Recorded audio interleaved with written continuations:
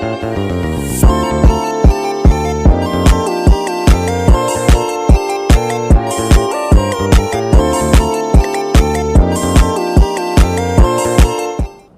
semuanya, kami akan mempresentasikan tentang gaya kepemimpinan.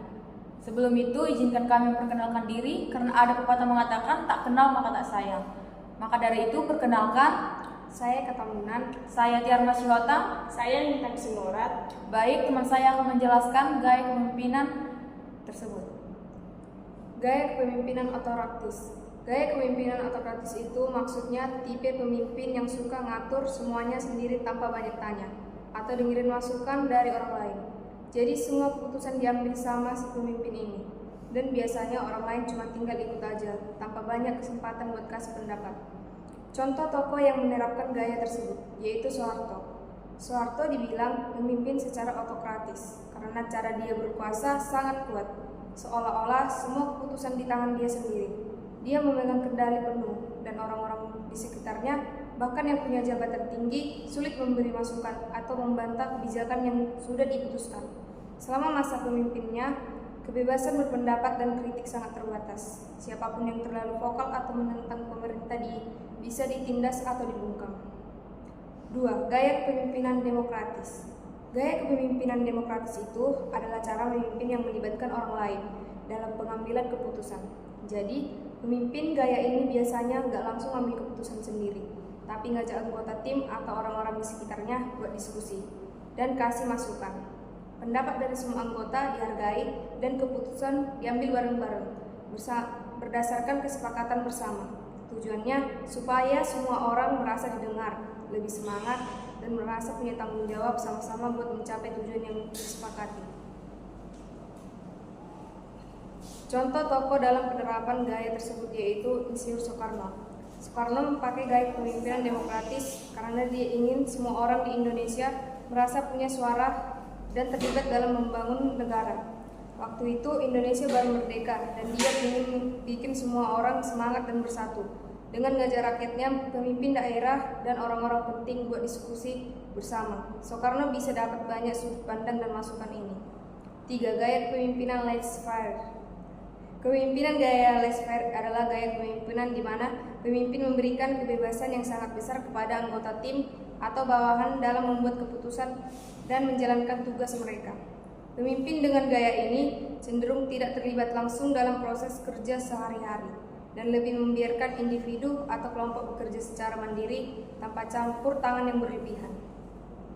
Tokoh yang menerapkan gaya tersebut yaitu Iwan Fals. Iwan Fals sebagai musisi sering menunjukkan gaya kepemimpinan laissez-faire dalam manajemen karir dan proyek-proyeknya dia lebih memilih memberi kebebasan kepada tim dan orang-orang yang bekerja sama dengannya, seperti produser atau anggota band untuk berekspresi dan mengatur sendiri bagaimana mereka bekerja. Misalnya dalam pembuatan album atau konser, Iwan Fals sering cenderung tidak terlalu mengontrol setiap detail, tetapi lebih mempercayakan kepada tim kreatifnya untuk menentukan arah musik dan penampilan. Dia lebih fokus pada hasil akhirnya dan memberikan kebebasan kepada orang lain untuk menjalankan tugas mereka dengan cara mereka sendiri. 4. Gaya kepemimpinan transformasional. Gaya kepemimpinan transformasional itu bisa dibilang gaya kepemimpinan yang fokus pada perubahan positif dalam diri orang-orang yang dipimpin. Pemimpin dengan gaya ini biasanya menginspirasi, memberi semangat, dan mendorong orang lain untuk berkembang lebih baik. Tidak hanya mengikuti aturan, tapi juga berusaha mencapai tujuan yang lebih besar. Intinya, pemimpin transformasional ingin membuat orang yang dipimpinnya merasa lebih termotivasi, lebih percaya diri, dan punya rasa tujuan yang lebih jelas. Contoh tokoh yang menerapkan gaya tersebut yaitu John Dewey. Mengenai gaya kepemimpinan, Dewey lebih sering dikaitkan dengan pendekatan yang mempromosikan partisipasi aktif dan kolaboratif yang mencerminkan unsur-unsur dari kepemimpinan transformasional. 5. Gaya kepemimpinan transaksional. Gaya kepemimpinan transaksional adalah pendekatan kepemimpinan di mana pemimpin dan anggota tim bekerja berdasarkan sistem penghargaan dan hukuman. Dalam gaya ini, pemimpin menetapkan tujuan yang jelas dan aturan yang harus diikuti Jika anggota tim mencapai target atau mengikuti aturan, mereka akan mendapatkan penghargaan seperti bonus atau pujian. Sebaliknya, jika mereka gagal, akan mendapatkan konsekuensi atau sanksi. Contoh tokoh yang menerapkan gaya kepemimpinan tersebut yaitu B.J. Habibie.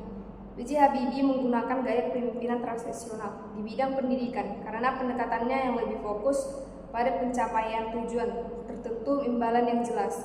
Dalam konteks pendidikan, ia melihat pentingnya memberikan penghargaan atau inisiatif kepada para pendidik atau mahasiswa yang berhasil mencapai target atau standar yang ditetapkan. Dengan cara ini, ada hubungan yang jelas antara usaha dan hasil. 6. Gaya kepemimpinan servant leader. Gaya kepemimpinan servant leader adalah pemimpin yang lebih fokus mendukung dan membantu orang lain daripada mikirin keuntungan buat dirinya sendiri. Pemimpin tipe ini ngedengerin kebutuhan timnya, peduli sama kesejahteraan masyarakat dan bantu supaya mereka bisa berkembang. Jadi yang dilakukan pemimpin ini bukan cuma mengatur atau ngarahin, tapi lebih ke melayani dan membantu orang lain supaya bisa sukses bareng-bareng. Gaya kepemimpinan tersebut cocok dalam situasi lembaga pendidikan, dalam sekolah, universitas, atau lembaga pendidik lainnya. Servant leadership sangat efektif. Pemimpin yang melayani berfokus pada pengembangan siswa dan kesejahteraan staf pengajar. Ini menciptakan lingkungan belajar yang positif dan mendukung pertumbuhan setiap individu. Tokoh yang menerapkan gaya kepemimpinan tersebut yaitu Ibu Megawati Soekarno Putri. Ibu Megawati Soekarno Putri sering dianggap menggunakan gaya kepemimpinan servant leader karena dia selalu berfokus pada kepentingan rakyat dan berusaha untuk melayani mereka. Dalam kepemimpinannya, dia lebih banyak mendengarkan keluhan dan kebutuhan masyarakat. Dia tidak terlalu menonjolkan dirinya sendiri. Dia cenderung menjaga hubungan yang harmonis dengan orang lain, baik itu dengan partai politik maupun rakyat, dan berusaha membuat keputusan yang terbaik untuk kesejahteraan banyak orang. 7. Gaya kemampuan kepemimpinan situasional. Pengertian gaya kepemimpinan situasional ini adalah gaya kepemimpinan yang biasa berubah-ubah, tergantung situasi dan kondisi yang ada. Pemimpin yang menggunakan gaya ini bakal menyesuaikan diri, memimpin dengan keadaan dan kebutuhan tim atau orang yang dipimpinnya. Misalnya, jika situasinya butuh keputusan cepat, pemimpin bisa lebih tegas dan langsung mengambil keputusan. Tetapi kalau situasinya butuh diskusi dan pertimbangan matang, pemimpin bisa lebih melibatkan tim dan proses pengambilan keputusan. Jadi pemimpin situasional ini fleksibel dan bisa menyesuaikan diri dengan berbagai keadaan. Gaya kepemimpinan tersebut cocok dalam situasi yaitu lembaga pemerintahan dalam krisis. Dalam keadaan darurat atau krisis seperti bencana alam, kepemimpinan situasional dapat membantu menyesuaikan tindakan yang cepat dengan sumber daya yang tersedia dan kesiapan tim. Contoh tokoh yang menerapkan gaya tersebut seperti Anies Baswedan. Anies Baswedan menggunakan gaya kepemimpinan situasional karena Jakarta itu kota yang penuh tantangan dan berubah-ubah. Jadi dia harus bisa menyesuaikan diri dengan keadaan. Kadang-kadang dia harus cepat mengambil keputusan saat ada bencana atau masalah mendesak, seperti mengambil keputusan saat ada bencana atau masalah mendesak, seperti banjir atau pandemi. Di sisi lain ada juga masalah yang lebih kompleks dan butuh waktu lebih lama untuk dibicarakan, seperti kebijakan transportasi atau pendidikan, di mana dia lebih mengutamakan musyawarah dan melibatkan banyak orang. Dengan gaya kepemimpinan situasional, Anies bisa lebih fleksibel dan tahu kapan harus tegas dan kapan harus berdiskusi atau mendengarkan pendapat orang lain. Jadi gaya ini membantu dia menghadapi masalah tersebut di Jakarta yang sifatnya gak selalu sama. 8. Gaya kepemimpinan karismatik. Gaya kepemimpinan karismatik merupakan tipe kepemimpinan di mana pemimpin punya daya tarik atau pesona yang kuat, sehingga orang-orang suka dan terinspirasi untuk mengikuti dia. Pemimpin karismatik biasanya punya kepercayaan diri tinggi, pandai berkomunikasi, dan mampu bikin orang lain merasa senang atau termotivasi. Jadi tanpa harus terlalu banyak aturan atau paksaan. Orang-orang rela bekerja keras dan mendukung visi yang dibawa pemimpin ini karena merasa terhubung secara emosional. Gaya kepemimpinan karismatik cocok dalam lembaga keagamaan atau organisasi spiritual. Kepemimpinan karismatik sangat cocok diterapkan di lembaga keagamaan atau organisasi spiritual. Dalam konteks ini, pemimpin karismatik mampu menyampaikan ajaran agama atau visi spiritual dengan cara sangat menginspirasi dan memotivasi pengikut. Tokoh yang menerapkan tokoh tersebut yaitu Ki Hajar Abdurrahman Wahid atau Gus Dur. Gus Dur seorang tokoh Nahdlatul Ulama dan mantan Presiden Indonesia. Dikenal sebagai pemimpin karismatik yang mendorong nilai-nilai pluralisme, demokrasi, dan toleransi beragama. Melalui pendekatan yang terbuka dan penuh kasih, Gus Dur memiliki kemampuan untuk menyatukan berbagai kelompok dan memperjuangkan keadilan sosial di Indonesia. 9. Gaya kepemimpinan pelatihan. Gaya kepemimpinan pelatihan merujuk pada cara seseorang pelatih mengelola, membimbing, dan memotivasi tim atau atlet yang dilatihnya. Gaya ini bisa sangat bervariasi, mulai dari yang lebih otoriter, yang menekankan disiplin dan kontrol penuh, hingga gaya yang lebih permisif yang memberi ruang bagi pemain untuk berkontribusi dalam pengambilan keputusan. Ada juga gaya yang lebih kolaboratif di mana pelatih lebih berperan sebagai fasilitator yang mendengarkan masukan dari pemain. Kepemimpinan pelatihan cocok dalam lembaga pendidikan. Dalam dunia pendidikan, gaya kepemimpinan kepelatihan sangat penting untuk membantu pengembangan siswa, baik dalam konteks akademis maupun pribadi. Guru atau kepala sekolah yang menerapkan gaya ini lebih fokus pada bimbingan dan pemberdayaan siswa untuk mencapai tujuan mereka, membantu mereka mengatasi tantangan dan mengembangkan keterampilan hidup. Gaya ini juga diterapkan dalam program pelatihan profesional atau kursus pengembangan diri. Contohnya, di beberapa sekolah atau universitas, dosen atau pelatih menggunakan gaya ini untuk membantu siswa dalam mencapai tujuan akademis mereka. Contoh tokohnya seperti Bima Sakti. Bima Sakti pelatih tim nasional Indonesia tahun 2023. Dikenal dengan pendekatan yang komunikatif dan motivasional.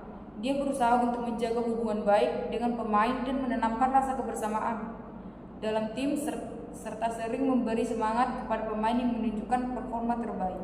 10. Gaya kepemimpinan visioner. Gaya kepemimpinan visioner adalah cara memimpin di mana seorang pemimpin memiliki pandangan atau tujuan jangka panjang yang jelas untuk masa depan, lalu menginspirasi dan memotivasi orang lain untuk mencapainya. Pemimpin visioner biasanya fokus pada gambaran besar dan mampu membuat timnya bersemangat mengikuti arah yang dituju.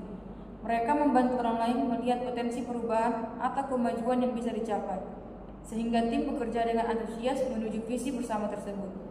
Gaya kepemimpinan tersebut bagus dipakai dalam situasi perusahaan teknologi dan inovasi.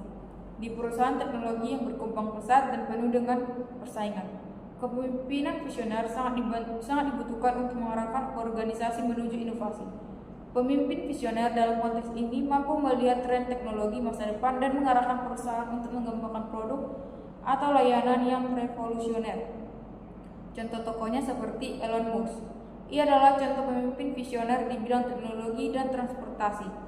Visi jangka panjangnya tentang energi terbarukan dan eksplorasi ruang angkasa telah mendorong inovasi besar-besaran di Tesla atau mobil listrik dan SpaceX atau roket luar angkasa.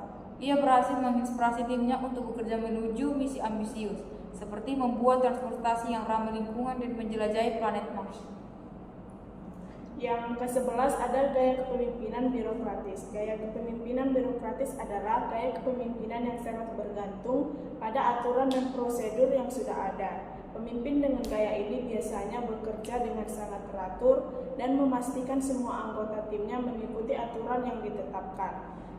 Gaya tersebut diterapkan di dalam rumah sakit atau lembaga kesehatan. Dalam rumah sakit dan lembaga kesehatan lainnya, gaya kepemimpinan birokratis dibutuhkan untuk memastikan bahwa semua prosedur medis atau administrasi dijalankan sesuai dengan standar keselamatan dan etika. Contoh tokohnya seperti Muhammad Hatta, karena ia mengutamakan struktur dan sistem yang jelas dalam pemerintahan. Sebagai wakil presiden pertama, Hatta fokus pada pengembangan lembaga negara yang efisien, pengambilan keputusan yang rasional dan terencana, serta kepatuhan terhadap aturan dan prosedur yang ada. Yang ke-12 ada gaya kepemimpinan quiet leadership. Pengertian quiet leadership adalah gaya kepemimpinan yang lebih fokus pada pendekatan tenang dan mendukung dibanding gaya yang berisik atau dominan. Pemimpin dengan gaya ini biasanya bekerja di belakang layar, mendengarkan lebih banyak dan memberikan ruang bagi tim untuk berkembang. Gaya tersebut bagus dalam situasi organisasi nirlaba. Kepemimpinan yang tenang bisa sangat membantu dalam organisasi yang berorientasi sosial, di mana tujuan utamanya adalah pemberdayaan komunitas atau pelayanan sosial. Tokoh yang menerapkan gaya tersebut seperti Joko Widodo, Presiden Indonesia ini dikenal tidak banyak berbicara di luar hal-hal yang penting. Gaya kepemimpinannya yang lebih suka bekerja di lapangan menunjukkan bahwa ia saat berbicara. Kata-katanya lebih sering muncul pada masalah yang dihadapi tanpa terlalu banyak retorika. Yang ke-13 ada gaya kepemimpinan task oriented. Gaya kepemimpinan task oriented atau fokus